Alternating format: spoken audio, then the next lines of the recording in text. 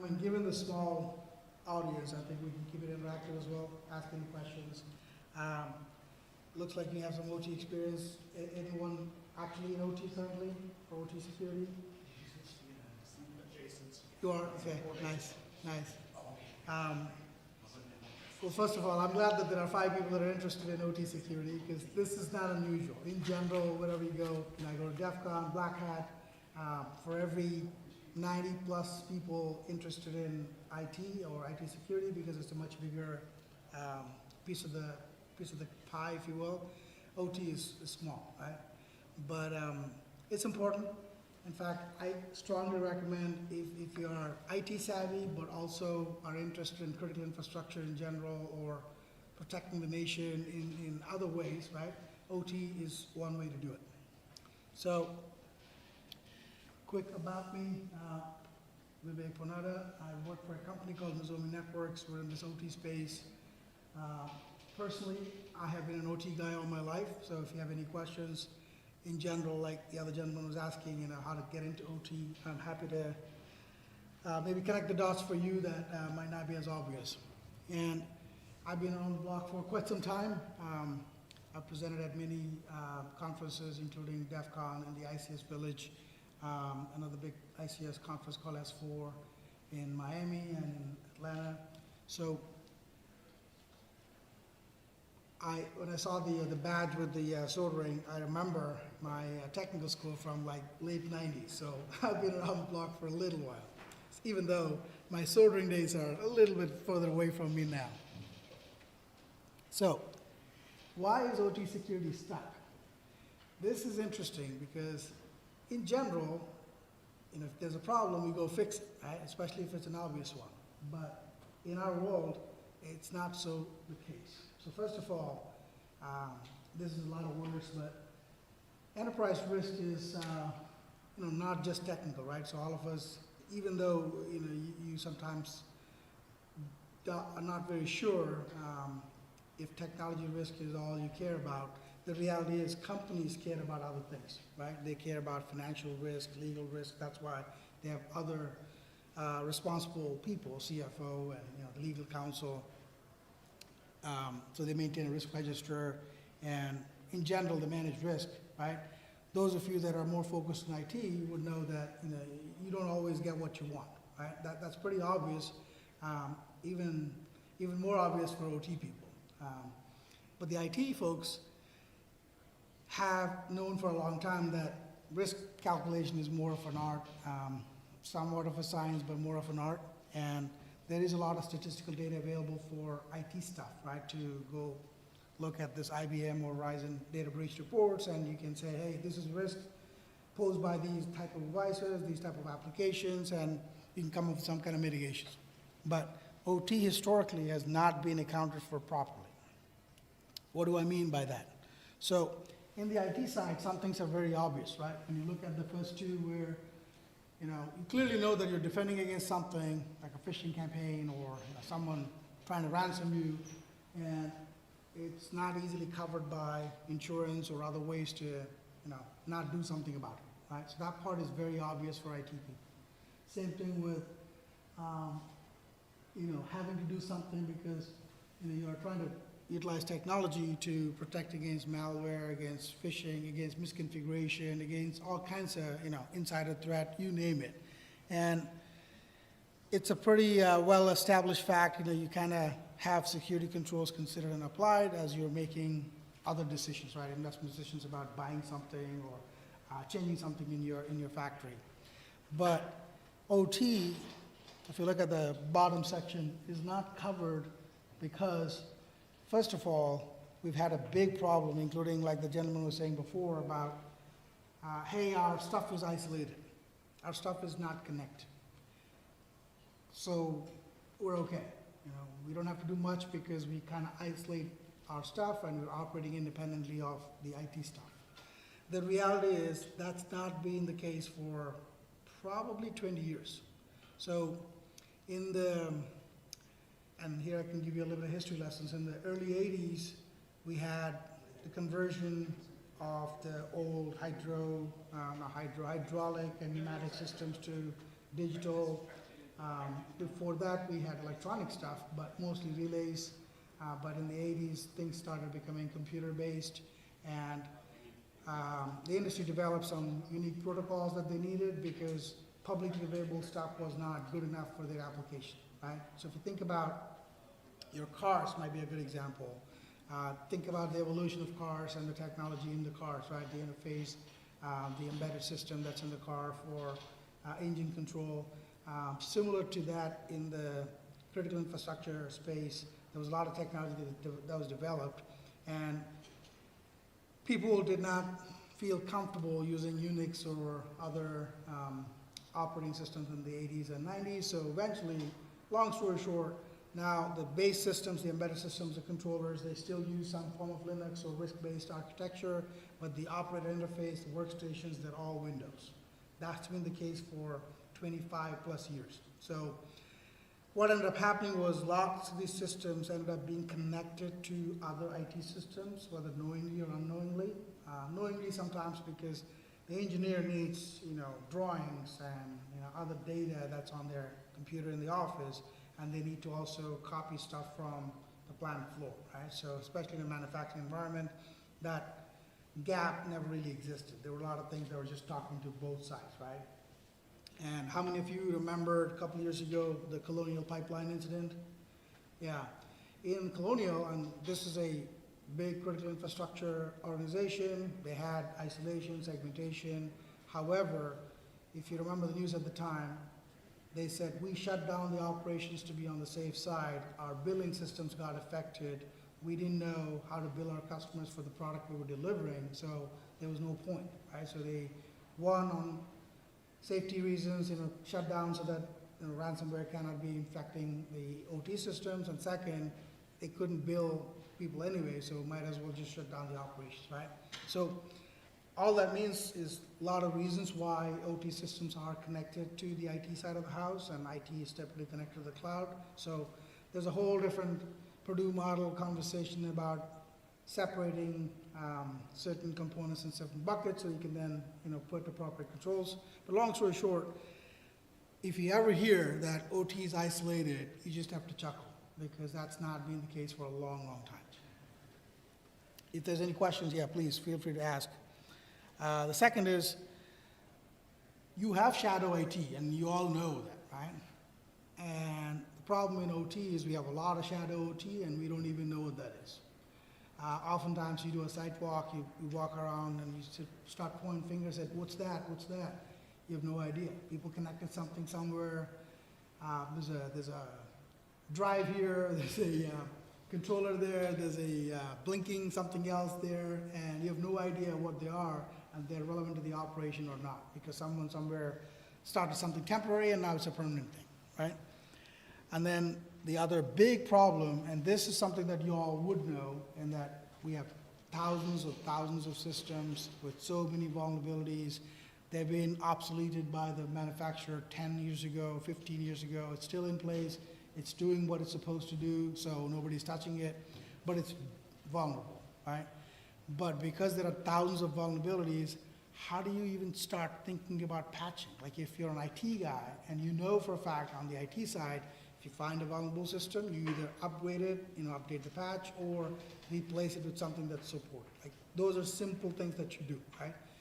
Next year when Windows 10 goes obsolete, you all know what to do, right? Go buy a new computer, or replace that with Linux. Do something so that you're not using a vulnerable system, right? But if you have thousands of those devices, what are you going to do, right? Do you have the money, the budget, the time, the resources to even try to replace it?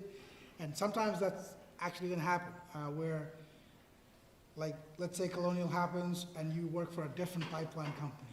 Till yesterday, you were banging your head on asking for dollars and you didn't get it. But today, the management comes and says, I'm going to give you $50 million. Go fix it.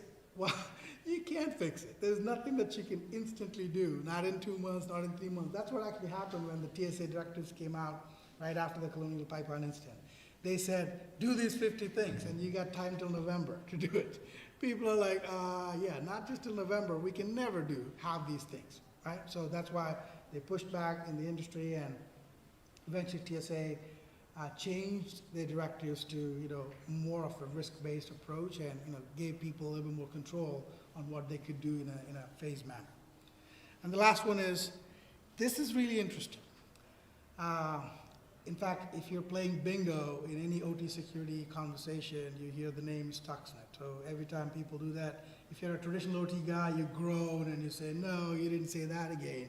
It's kind of like, it's always UDP, it's always DNS, that kind of joke, right?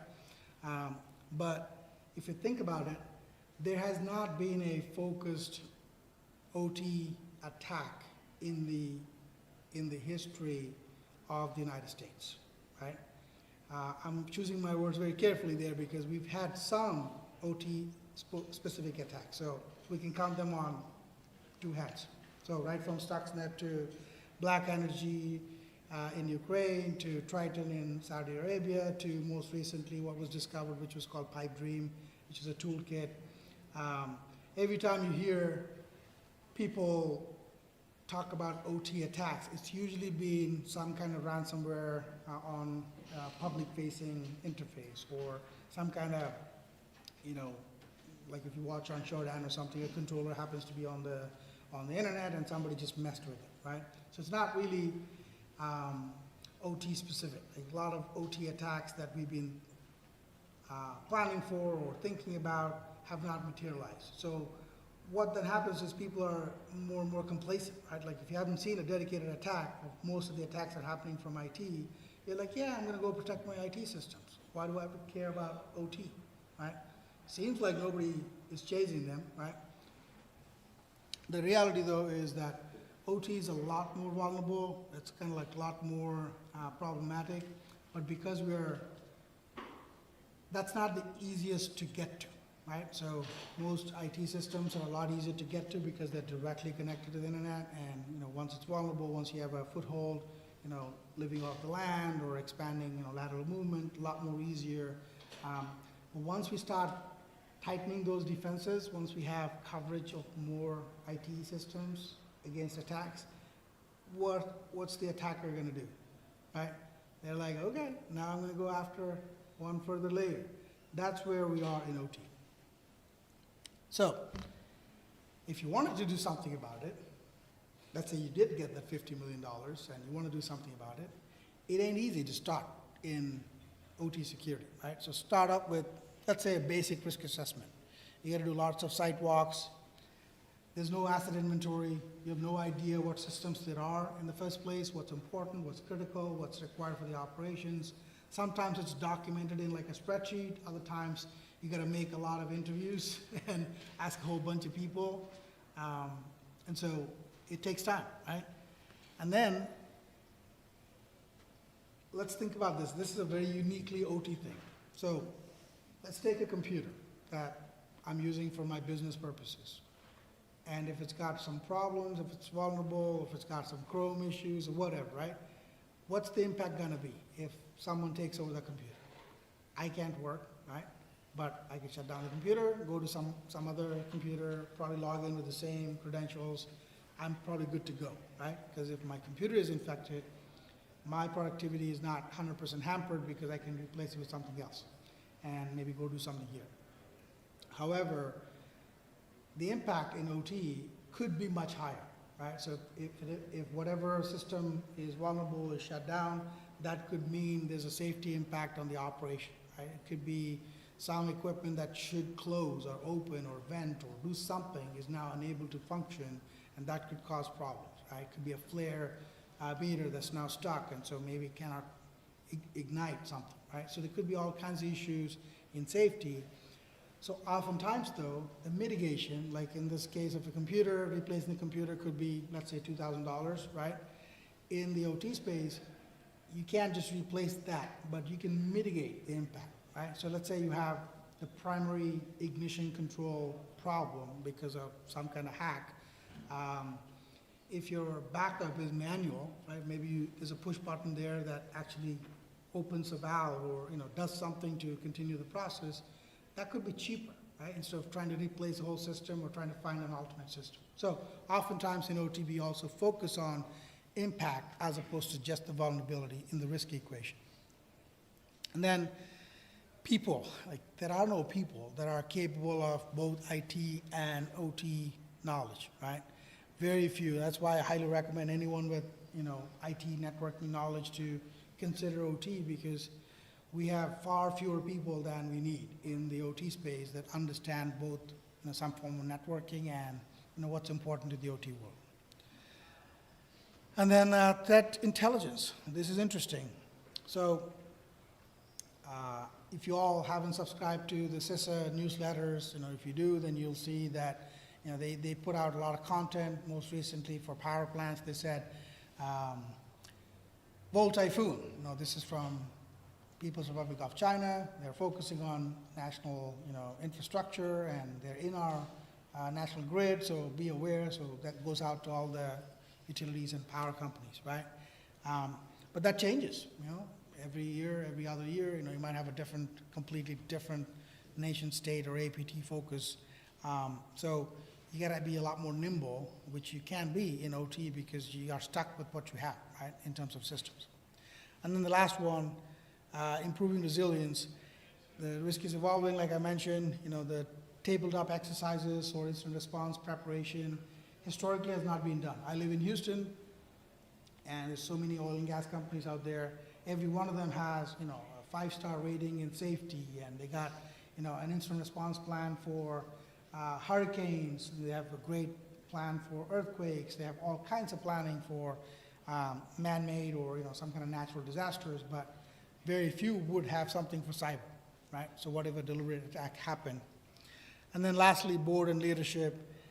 If people don't know, like the average technical person doesn't understand OT, how do you expect like the board or the leadership or the managers to understand OT, right? They don't. But now they're responsible for it, right? SEC is coming out with new regulations. They're saying it's important to do this, so they're asking the question, what do we do? Because they don't know the answers. All right, so how do we change the narrative? So how do we switch this from being at the last, if you're a Formula One fan, if you're the number 20th car in the racetrack, how do you get to the first one, right? So I broke this into 3, the classic people, process, technology. The first one is people. So I would say start with the people, right? Create a team. So even as recently as 3 or 4 years ago, OT security engineer was not a title. Now it is a title. You can actually look on LinkedIn or careers pages where people are advertising for OT security engineers, right? Most of it needs a combination of networking, some kind of administration. They would like for you to have some kind of OT background, right? Some kind of control system awareness or some kind of training in embedded systems. But in general, OT security is a title now, right? OT security engineer. But that's not enough. So what I think has historically helped people is to create an OT security team that has a bunch of different functions, right? So IT security, OT itself, like the industrial control system, the automation people, the operations people, sometimes even legal and HR. So it's important to create that group because that group can then identify what other aspects can be improved along with security, right? So there's a tool, there's a technology, there's an approach that you're taking. What can we do to improve the business outcomes for us as a company, right? Maybe there's spare parts optimization, maybe there's some compliance or compatibility with different technologies, or there could be some kind of licensing cost savings. You would not know unless you ask a bunch of different people from different functions. So that's important. I call this donut diplomacy. If you want to learn about OT, go talk to the OT people, right? They're out there in the field, nobody cares for them. It's kind of like, did you ever talk to your HVAC technician, or anyone, right? Like, you have a lot of functional people, like this is a university campus. It takes so many hundreds of people to make it functional. And if I were a student here, I wouldn't know any of those people, right? Like I see them, I bump into them, but I don't know anything about them, right? Like I wouldn't know what they do. So same thing here, like if you want to understand how to fix an OT security problem, you have to understand how, the background is operated, right? Like how those people are on a daily basis. And then these other two are probably a lot more similar to what IT security folks do on a daily basis, but get involved in the community, lots of learning from each other, from different ISACs, different groups, different conferences. And then there are OT specific, so if you want to learn about OT threats, almost all the top vendors in the OT space release their threat intelligence reports. My company does, lots of other companies do, right? For example, Fortinet has their own version of it. So I highly recommend taking a look at that. After people is the policies part. And this shouldn't be a surprise for IT folks, but most times OT security is not starting with technology, right? It's starting with policies. Like, what do you need to do as a company? What is the critical function? What's the crown jewel of your operations? Like, what are you trying to protect? And oftentimes it happens. Like, I work for a company that focuses on network monitoring. We do presentations, POCs, customers buy it, and then they're like, oh yeah, who should we give this to for ownership? Well, you should have asked that question on day one, not after you purchase something, right? Similarly, in the RFP, they ask questions about, does it allow for role-based access control? Does it allow for Active Directory integration? So we say yes, yes, yes, and then they even demonstrate this. And then suddenly everybody has the same role. Just because it's available, doesn't mean you just give the same access, right? It's no different from admin, right?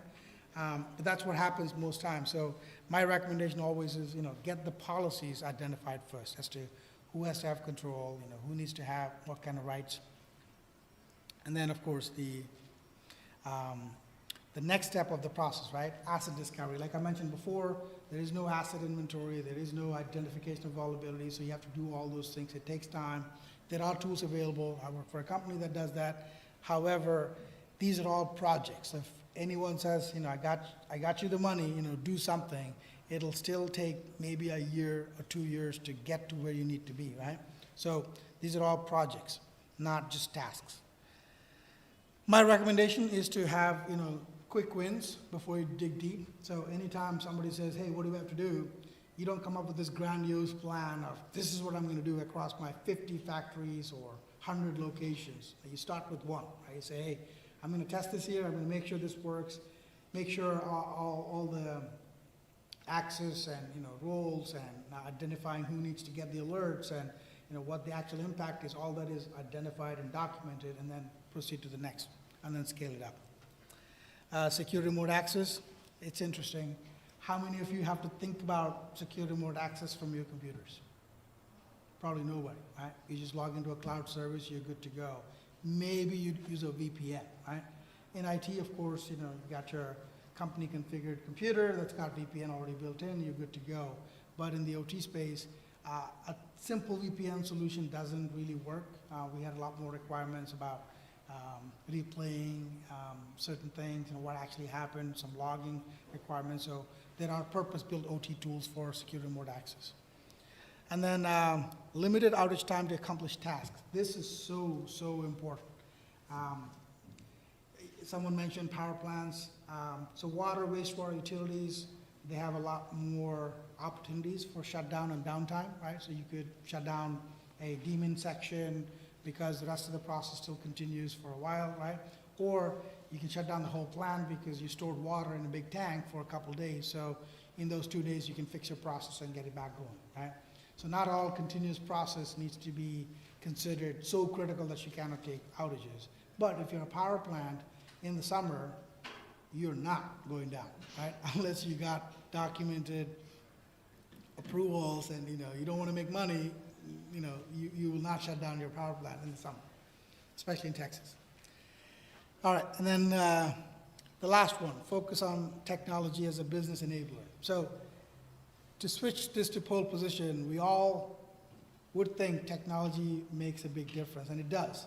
But I put it last because people and policies definitely come first, but technology does have its place, right?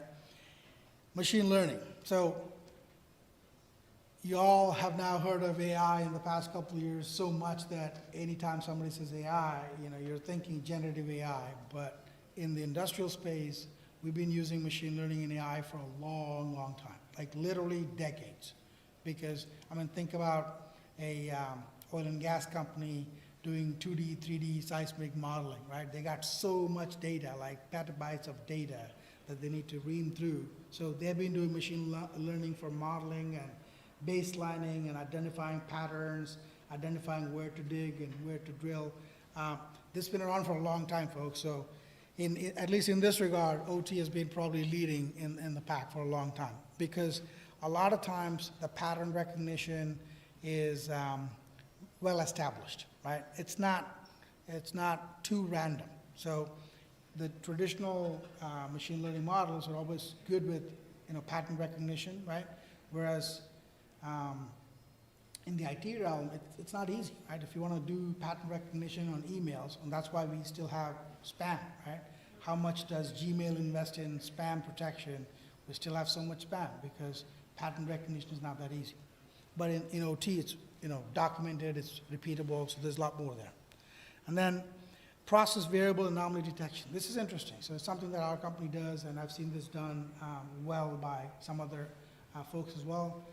Think about your HVAC system again, right? So if your HVAC system has a set point, you ask for 70 degrees or 72 degrees, and it opens and closes, the direction of flow in the refrigerant, and then cools the temperature down. If somebody were to hack into that system and make 72, 75, right, or 76, similar to what happened at Stuxnet, show you something, but in the back end, ask for something else, right? Or rapidly change it from 70 to 75, and then break the system somehow because it's operating too much out of the frequency, right? All that is possible, but again, anomaly detection in this case, both for cyber and for operational reasons, can really help you fine-tune it. Like if, for example, if your sensors were out of calibration and your 72 was actually not 72, and by dropping it to 71, you don't expend too much energy. These type of calculations at home might be difficult, but for process become really important and makes a huge difference in dollars and savings. So lots of these anomaly detection models that are meant for cyber really help in process optimization as well, because at the end of the day, they're saving money. And then lastly, how many of you have heard this secure by design? 1, 2, 3, well, that's good. We're not getting anywhere closer. It's a pipe dream at this point. There is a big push from the US government, including CISA, to get more systems secure by design. My challenge to that, I'm part of one of those working committees as well. My challenge to that is, it's one thing to have a secure by design program and a product. It's another to have it secure by default. Two different things, right? We've had security products in the OT space for a long time. We've had so many insecure products for a long time that we pushed and eventually got to encryption in protocols. We got to more robust controllers that are updatable, long-term supportable. We got them all sorted out. When do you think that happened? 1970. Not quite that long ago, but in the early 2000s, right? So we've had good systems to work with for a long time. We just don't use them. It's just difficult, right? We don't have a good certificate management system in OT, so, well, we're not going to use encryption. Oh, it's too difficult. And then there are actual use cases, right? I mean, think about a situation where you have a problem at 2 a.m. in the morning, you're calling this technician, and he's supposed to replace a controller. But if it's authenticated, if it's, if it needs a new certificate, and if he needs to install something, they don't know, right? This is not something that a technician can do at 2 a.m. in the morning. You need to get an engineer involved, and now you're delaying the production coming back up, right? So they need something that's plug and play. Hey, no authentication, a lot easier, right? You just plug it in, it's downloading from the controller, it's good to go. So my challenge to that is we're a long way from secure by design. I use the example of safety quite a bit. Safety didn't happen overnight. Right now, I always like to use the example of car and seat belt. How many of you actually wear a seat belt as soon as you get into the car? Yeah, I would expect everyone, and thank you, everyone will do that, right? But you wouldn't probably know this, but for years, people fought against safety belts. First of all, when they were invented, they were not available as a default in every car. was an option, and nobody picked that option, even though it was cheap, like $5 extra. Nobody paid $5 extra. Eventually, they were made the default, and there was a huge ruckus in the 80s in the U.S. to remove them. Thou shalt not tell me what I should do, right? Even though there were documented deaths for people not wearing safety belts, right? People cut them off because they were not, interested in wearing a safety belt. We've come a long way from there. So now, pretty much everybody that gets into a car wears a safety belt. They're not questioning why, because it's much more ingrained as a behavior. So we're not there with security in the OT space just yet. We still make so many mistakes that a traditional IT person would laugh off. That's why I think we need more IT security people to work with the OT people. Now, it's a two-way street. They do a lot of things for a reason, right? So don't make every assumption that they have no idea what they're doing, right? I mean, think about a simple example that I give where you're wrong and they're right is, well, you and I were chatting, so you left this window open when you were walking out and you felt queasy about it. You're like, normal IT person would never leave a computer, open, unattended. You'll do, lock the screen or whatever before, or, log out, right? But every operator interface in the world has to be open, right? Because if there's a process out there that I need to do something with, right, I cannot, in that instance, come here, try to log in, even if it's easy, even if it's biometric. What if it fails, right? What if I don't remember the password? I mean, I need to shut down this operation or change something, and I do not have time to mess with it, right? So every single operator interface in the world will have an open view, right? So where they are right and we're not, right? So that is pretty much what I have. I don't have a lot of other content. My goal in this presentation was to kind of give you that feel for there are things we could do in OT security, right, to converge the knowledge that we have in IT security. There's a lot of talk that you hear about IT-OT convergence, right? A lot of it has already happened a long time ago because we use IT systems in OT all day long, right? Especially if it's not at the controller level and below. So in the traditional Purdue model, how many of you have heard of the Purdue model? So pretty much everyone has. The level 0 sensors and level 1 controllers, that is still pretty much the same as it was nearly 30, 40 years ago, but above that level, level 3 and above, it's pretty much all IT systems, right? They're all Windows computers, Linux servers, so all the historians' workstations, operator interfaces, they all work in this Windows world. There's routers, switches, all kinds of network infrastructure. That part is very much similar to what is in IT, right? The only difference is you might not be able to update it when you want. You might not be able to access it for other reasons, right?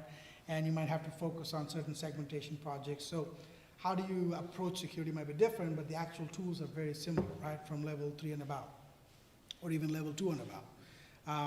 So the key is to have a combination of OT security or OT experience with IT security and build a team so that that's the only way to be successful. So that's pretty much what I have. Happy to answer any questions, whether, yes, sir.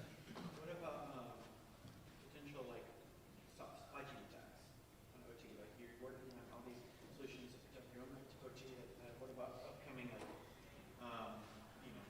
are your concerns on maybe firmware or Yeah. how do you? No, it's a great question because, well, let's start with the IT side of the house, right? Years ago, I don't know if it's still the same, but years ago I heard that the number one faked thing on the planet was not a Louis Vuitton bag, but a Cisco switch. There has been documented evidence of supply chain being porous for a long, long time, right? We have the same concerns in OT, right? So think about a pressure transmitter, for example, that I buy from a reputed vendor and it's good and it's showing 15 PSI. Now I replace it with something else that I bought it out of eBay or whatever the reason might be why I got it, right? Let's say I calibrate it, it's supposed to show 15, but it shows 13, right?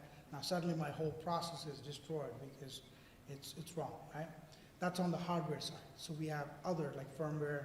You would not believe how many ICS engineers would simply download whatever they can get from the internet, right? They would look for something because they want to just fix a problem, right? They're in the middle of this troubleshooting, they're stuck, and they Google it, and it's worse than Stack Overflow, right? It's, you know, it's a copy paste on Stack Overflow. In this case, the same thing. Some zip file somewhere, they'll download it. They will download it to the controller, right?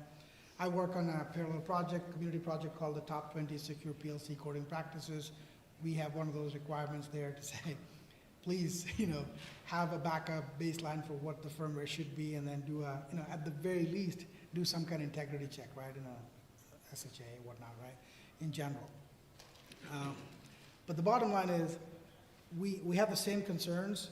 We're all working on SBOM identification, you know, evaluation of how you might apply if you get the hardware bill of material and the software bill of material, but we're a far cry away from being there. We have so many other fundamental problems. It's not like supply chain. I mean, in fact, Stuxnet was a classic supply chain attack, right? Where you infiltrated a third-party country by working with a automation vendor from another country, a security group from another country, with a technology from this country. I mean, we have seen this happen 15 years ago. And then that Pipe Dream toolkit that I mentioned is also a classic supply chain tool, where once you get the tool in your environment, there's no taking back, because it's no different from what you would use to actually work on the controller. So that toolkit is not malicious by default, but it is used for malicious purposes, right? So the bottom line is, we have the same concerns as what IT has in terms of supply chain, both hardware and software, but we got so many more basics to clear before we really worry about that. It's kind of like, you know, if your house is on fire, you'll focus on the fire first, right? Before you think of, hey, did I, you know, get my documents, or, you know, whatever. So there's always a tier where, you know, you focus on what's burning first, and then go down to the next level and the next level. So, in my opinion, we're far away from worrying about SBOM till regulation pushes us to do it. So in the NERC-CIP world, the US government has forced the public utilities to focus on SBOMs, and they're going to do something about it in the next 3 or 4 years, but every other industry, it's going to be a long way. So, yes, sir? How do you get senior leadership buy-in for, like, consumer packaged good companies and things like that? Yeah, it's a challenge, right? I mean, clearly, if you didn't have to do anything for 10 years and you were safe, it's very hard to convince them that security is the only reason why you have to invest something, right? Which is why, like in my previous slides I mentioned, find a way to make a win-win for them, right? If you know that they're interested in, you know, profit, you know, show them how they can make 10% more by using a combination of a technology and a resource to get there, right?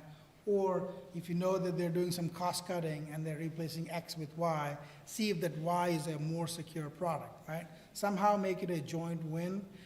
You can never make it a security only. I've been in the industry for a long time. If you try to sell something just as a security tool, it almost always doesn't work in OT, because in this regard, I'll give you a funny example. My CEO has this joke about, let's say you got 3 kids, and you know, you had the budget laid out, you know, your wife is not working anymore, and collectively you have a plan for how to raise these 3 kids, right? And surprisingly, you got a 4th on the way. Well, now what do? Right? It's not like your salary is going to increase overnight. It's not like, you know, you can somehow not feed the other 3, right? Or do something lower. You got to find a way to feed the 4th one and, you know, get them to college and do all these cool things. So that's the problem with OT security, that historically we didn't have to do anything. So this wasn't an expected baby, and now you got to do something for it, right? So that's a challenge that we're all trying to somehow address, and the only way is to find other ways to make it a win-win for everyone, right? So that always helps. Yeah, like so far, the one problem, at least in the US, has been we're very regulatory driven in terms of investment, right? We do not spend something just because it's the right thing to do. You know, if you don't have to do it, you don't. You know, you do what is legal, do what is legal, but you will not just invest just because it's the right thing to do. European countries have a different mindset. They're a little bit more socialist in some regards. They seem to have national interest and security in mind. They have a lot more regulations coming on the way too. So here, to your point, I think you're spot on. When Stuxnet happened, it's because it happened over there. It would never happen to us. When Black Energy happened with the same devices that we use in this country, well, but we're not at war. It happens in Ukraine, right? When Triton happened on the world's most important security system from Triconics, well, it happened in Saudi Arabia, not here. So none of that really changed anything. The Florida water plant. Yeah, no, you're on the same track. So Colonial Pipeline happened here, and for the first time, we had a change, right? So there's TSA directives, there's more interest, more people asking for stuff, and then there's CC regulations leading up to it, right? Florida water actually did not happen. There's a lot of news about contamination, but after 2 years, the FBI decided that it was just an operator error. There was really no remote attack. So it's a whole different reason why you're not seeing a lot of people talk about it anymore, because it actually didn't happen. There were a lot more news cycles. Unfortunately, in this space, it's like any fake news, right? We have so much real possibility that we don't have to propagate something that didn't happen. But yeah, to your point, whenever something happens, and things will happen in the natural course of things, take advantage of it and use that to educate people. You can never force people to be decision-making based on fear, right? Hey, this happened over there, so it should happen here. But when something happens there, you can educate your team to say, hey, this could potentially happen here. Might not, because you're not exactly using the same control system, but the application is the same. So I think we're out of time, so thank you guys. Appreciate your time.